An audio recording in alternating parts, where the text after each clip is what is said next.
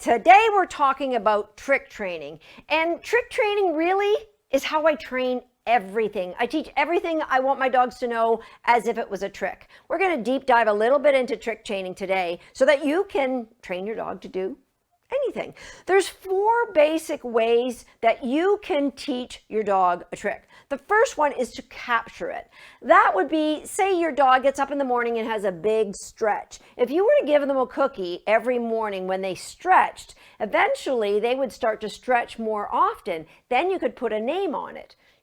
Stretch. And they would start stretching when you asked for it at any time.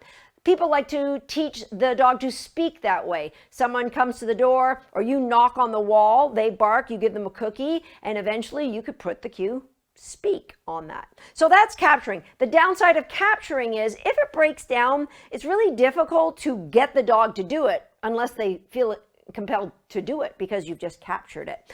The second way is probably the most common way people train their dogs to do anything, and that is to put a tidbit of cookie on their nose and get them to follow it around. So people might get them to roll over by putting the cookie on their nose and bringing it around in a circle on the ground, hoping the dog would follow it and eventually do the behavior.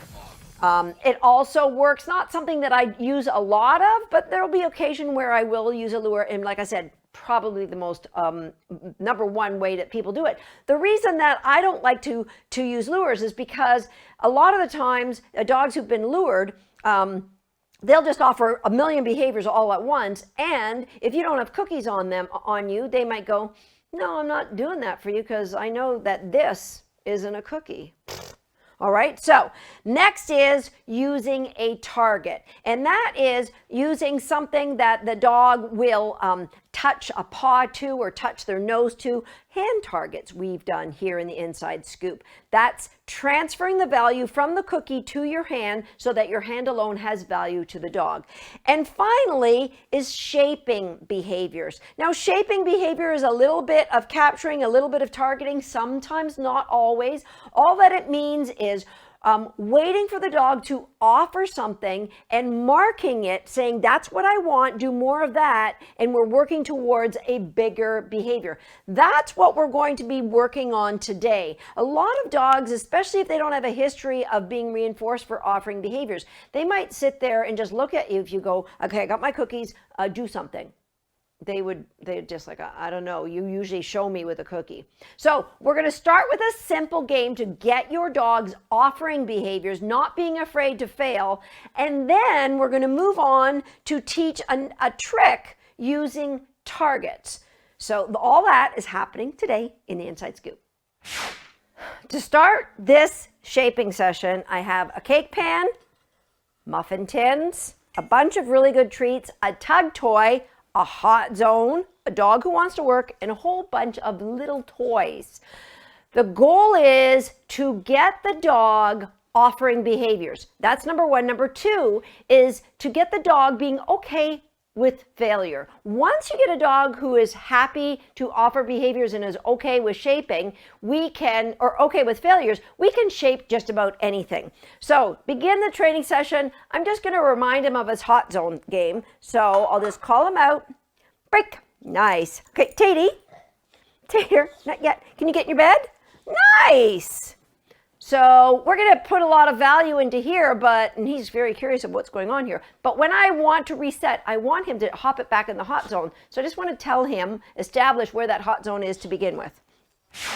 So the first thing I'm going to do, this will be no problem. We'll breeze through this. Make sure your dog is okay with eating something out of something that's metal. So I'll put this down. Break. Yeah, good boy. Okay, can you hop it up in the bed? Nice. There. See how quick that stage was? That better. Now I'm going to do the same thing with the muffin tin. Break. Search. Yeah. Can you get in your bed? Mister, hop it up in the bed. Nice. So I'm not afraid. And we're now establishing that these metal tins actually have something worthwhile in. So there's 2 cookies in there. Break. Search. Oh, what else is in there? Nice. Now, this dog, I gotta say, doesn't have a great ability to smell. I don't know if it's because he's brachiocephalic or just who he is, but okay, can you up it up in your bed? That's not his redeeming feature. So if your dog, at first you might want to put really big cookies in there. So now what I'm going to do is I'm going to take one of his toys, ideally a toy that isn't as rewarding as the cookie, and I'm going to hide the cookie with the toy, so he has to move it out of the way to get the cookie. All right, so we'll see how that goes. I'll get ready to reward him for finding it. Break. Yeah, goodbye, you did it. Okay, mister, can you hop it up in your bed? That better, good boy. So now I'm just going to take a different toy. Got a lot of different toys in here. I'm going to put cookies under there. So this one he could see through it. It was, what was us doing? That's not good enough. What were you doing? Okay, so if you don't want to play the game the way I play it, so much better. Cookie. Again, I don't have to get mad and yell at him and tell him you get in the bed, but it's about maintaining criteria. Good, you have to earn the right to be able to play the game with me. Break. To make it easier for him, I put it in the same cookie. Yay, goodbye. And get back in your bed. Nice. Okay, so I'm just doing different toys with a big cookie under the toy. That better. Really nice smelling cookies. That ball kind of sits in it, so this one's a little more difficult. Break. Yeah. So we're introducing failure. We're introducing persistence. If you want, you can hold this if your dog's a little more timid. He's like, I'm going to put that down. Then, yay, how smart are you, mister? How smart are you? But you could hop it up in your bed and I'll reload it. Good. So it's just you offering behavior, earn rewards. Okay, this time I'm going to put a couple of things down. One in the same spot, one in a new spot, and I'm going to introduce just a few different toys that are meaningless. So they're just there as a distraction, but he has to, here, I'll put a bone in there too. All right. That better. Break. So he has to start moving things around to find where the cookies are.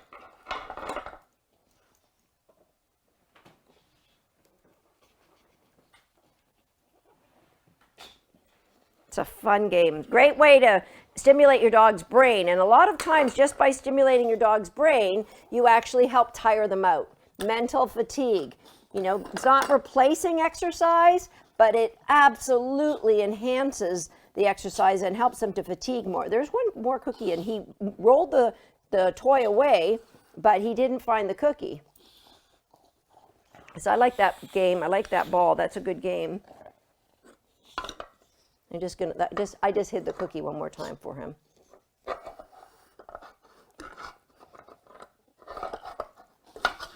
There it is. Good boy. That was really good, Mr. Salad. Okay, can you hop it up? Thank you. Now what I'm going to do is I'm going to cover these up, but I'm not putting any cookies in there. One of them, the things I'm going to use is just a face cloth. And I'm tying it into a knot. Cue the dramatic music. We're going to use this later on. And I'm going to click and reward him with cookies away from here just for interacting with the setup that I have. Break. There it is. Search. Anytime he moves something in here, I'm going to click and reward him. Search. Search. Do you see what he's doing? He's trying to move things with his paws, and I'm clicking and rewarding him. Oh, a little hork. You moved everything out by stepping on it. That's cheating.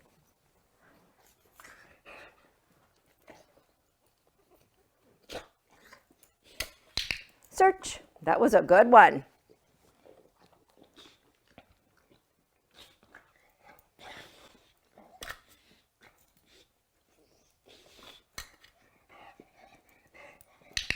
Search. Okay, buddy, can you hop it up in your bed? So that is a brain teaser game. You can leave it there. That's a fun little game of your dog using their nose. And every time the dog uses their nose, it actually helps to relax the dog. It stimulates the brain. It helps to tire them out. A lot of good things there. But we're going to go one step further now. We're going to take this face cloth, and we're going to create a game that's going to help exercise your dog's front shoulders. Front shoulders are difficult to exercise. They're really important. A lot of injuries happen with front shoulders, but I'll show you what we're going to do. We're going to take that face cloth. We're going to take a cookie, a big cookie. We're going to put it on the ground. We're going to cover it with the face cloth and just see what he can do. Break.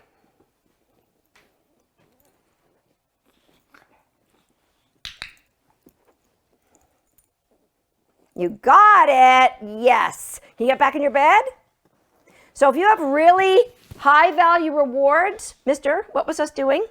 Asked us to do something? Right. So super high value rewards or something big that can stick out, we'll put that under there and release him. Break. Any interaction he does with this towel, especially with his feet, I'm going to reward him. Search. So the cookie's under there, so he wants to move the towel.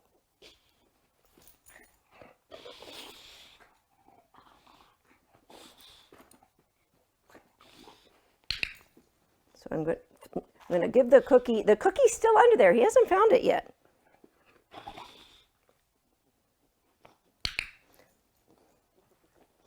I really want him interacting with his feet, but I'm rewarding with his nose. Good.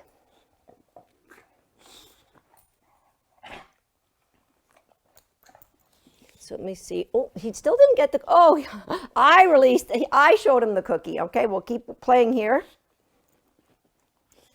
He's going through some behaviors he knows. He knows how to back up. He knows how to turn on the perch. But I'm looking for him to dig that up with his feet because there's a cookie under there. That's cheating, but you can still find it.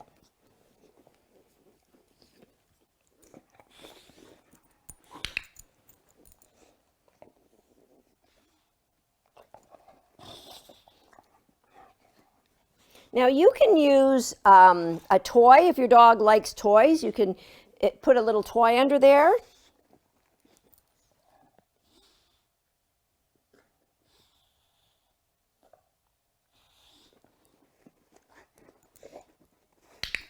Good.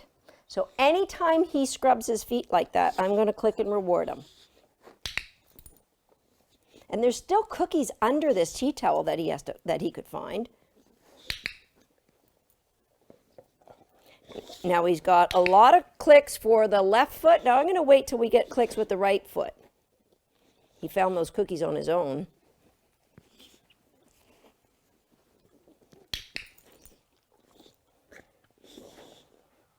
So we got left foot. Now I'm looking for right foot. Because we don't want to just exercise one shoulder. We want to exercise two shoulders. Put a couple more cookies under there. He found them on his own. There you go.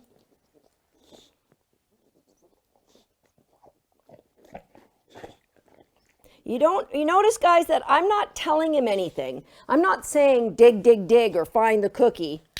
I'm just using a clicker. You can use a word. If you don't have a clicker, you can say yes every time he scrubs with his feet. And the behavior starts in the muffin tin, and then we grow it till we have an exercise we can do to help exercise our dog's shoulders. Yeah! And they're going to make it into a ball. You just make it into a flat tea towel again. I'll give him one more for the left. Now I'm going to reward the right. Looking for, yeah, search. So you throw the cookie away, it gives you a chance to make your face cloth straight again. Search.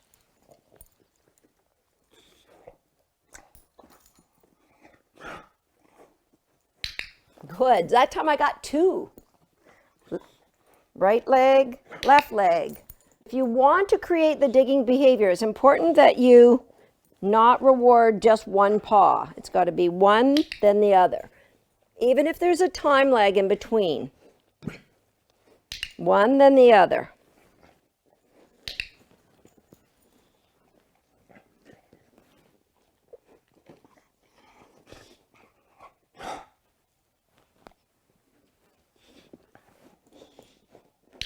So I didn't reward that last one because we are getting into a pattern of two with the left, one with the right.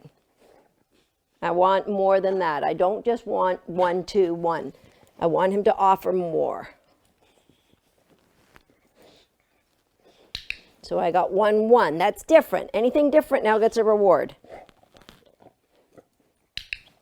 So that was 1, 1, 2. A lot of horking. Good. 1, 1, 1, 1. So when you're ready to add a cue, which Tater is not yet, you get your face cloth, you get the digging, alternating digging, great, with it right folded wide open, unfolded, I think they call that. Then you're going to fold it in half, see if you can get the same digging behavior. What's going to happen is some of the digging is going to happen outside of the target, which is going to help the dog generalize the behavior to doing it without the tea towel or the face cloth there. You can just continue to fold that up, and eventually the dog it doesn't matter if that's there. Make sure that you get a face cloth that you're not in love with because it's going to get scratched up. Maybe go to the dollar store, grab yourself one, and instead of folding it, you can even cut it until it eventually is quite small. Break. So we're not going to be in a hurry to name it until we've faded the target that we're using and the dog is showing us the behavior with great confidence. Then you can start to name it. I call it dig, dig, dig. The dog will offer the behavior, and when you're in this location, you might want to move it to a few other areas of your house. For those of you who say, oh my goodness, I'm teaching my dog to dig holes in the backyard. If your dog digs holes in the backyard, that's a separate issue altogether. But this is just a great exercise, and when you put it on cue, the dog will understand. The only reinforcement he gets is when he does it on cue. Be sure to video your training and be patient. All of this is about stimulating the dog's brain and also helping to build an exercise for them. Leave me a comment. Let me know how it goes for you and your dog.